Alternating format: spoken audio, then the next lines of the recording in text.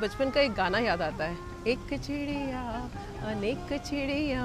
पर अब तो अनेक का तो सवाल ही नहीं उठता, एक ही रह गई हैं, वो भी बहुत कभी कभी मिलती हैं। और मैं चाहती हूँ कि मेरे टेरेस गार्डन पे एक नहीं अनेक चिड़िया हों।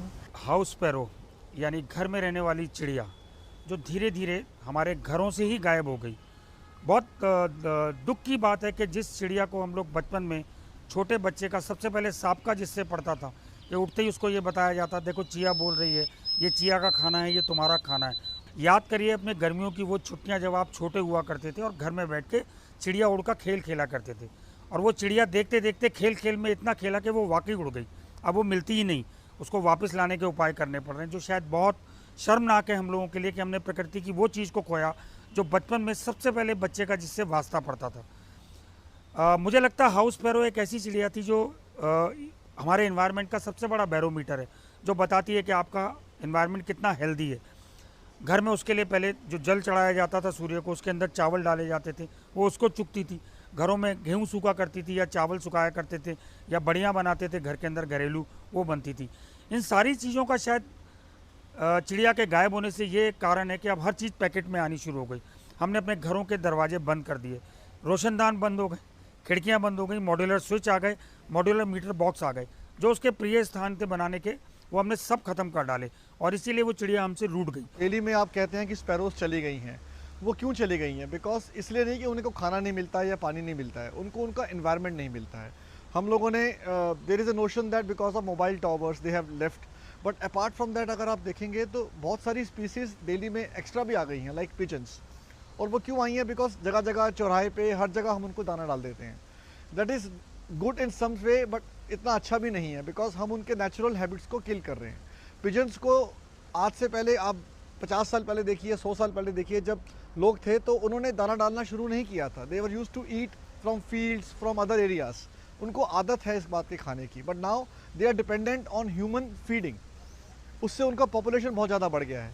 पिजन के पॉपुलेशन बढ़ने से क्या हुआ? उनकी नेस्टिंग की कैपेबिलिटी, नेस्टिंग की जो कैपेसिटी है दिल्ली की, वो कम हो गई। स्पैरोज चली गई, वीक बर्ड चला गया। अगर आप इन सब स्पीसीज को वापस लाना चाहते हैं, सिर्फ खाना और सिर्फ पानी से नहीं चलेगा। You have to create environment for them, ambience for them. ये हाउस पैरो को अट्रैक्ट करने के लिए पर्टिकुलर टेरेस गार्डन के अंदर एक छोटी सी किट है जो हम लोग आपको डेमोस्ट्रेट करके दिखा रहे हैं कैसे उसके लिए एक छोटा सा घर बनाया जाए।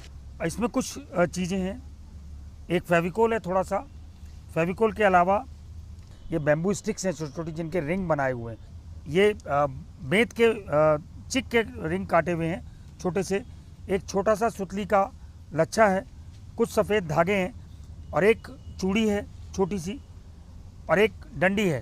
ये डंडी और चूड़ी, ये दो चीज़ें बहुत अहमियत रखती हैं इस घोंसले के अंदर। जब ये पूरा बनेगा तब आपको एहसास होगा इसका। इसको आप इस शेप में रखिए।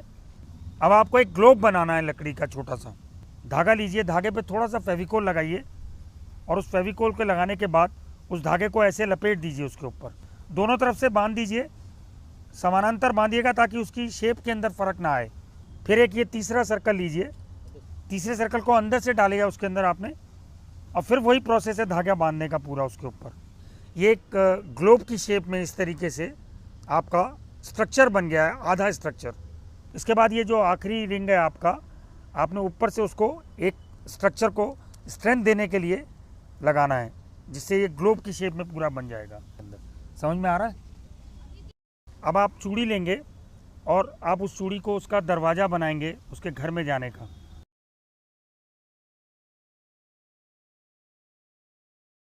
ये एक डंडी है जो आपने चूड़ी के नीचे के हिस्से के अंदर इस तरीके से लगानी है। उसको भी सेम प्रोसेस से धागे से बांधना है। अगर आप उसको नहीं बांधेंगे तो वो मूवमेंट में रहेगी, तो चिड़िया बैठेगी, अगर लूज़ हो गई तो वो उड़ जाएगी।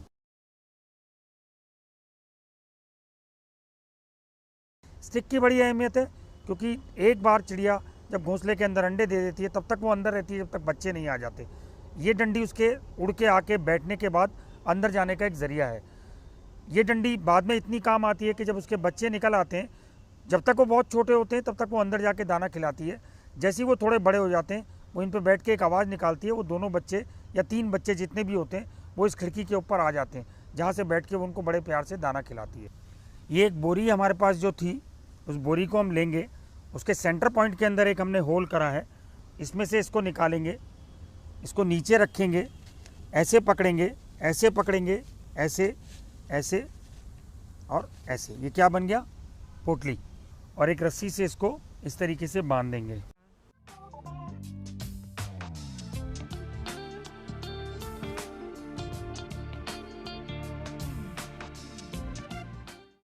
ये आपने एक छोटा सा होल बनाया उसके लिए, चिड़िया के अंदर जाने के लिए। ये एक जूट है जो नॉर्मली नारियल का जूट है, मिल जाता है बाज़ार के अंदर और बहुत मुफीद है इसके लिए, घोंसले के लिए।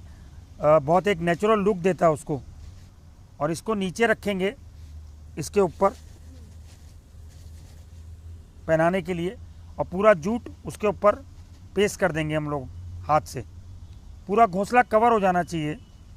ये जो बात की सुतली है हमारी रंग बिरंगी, वो हमने अलग से उसके ऊपर बांध दी एक बार, है ना रंग बिरंगा। चिड़िया को भी रंग बिरंगा घर चाहिए ना।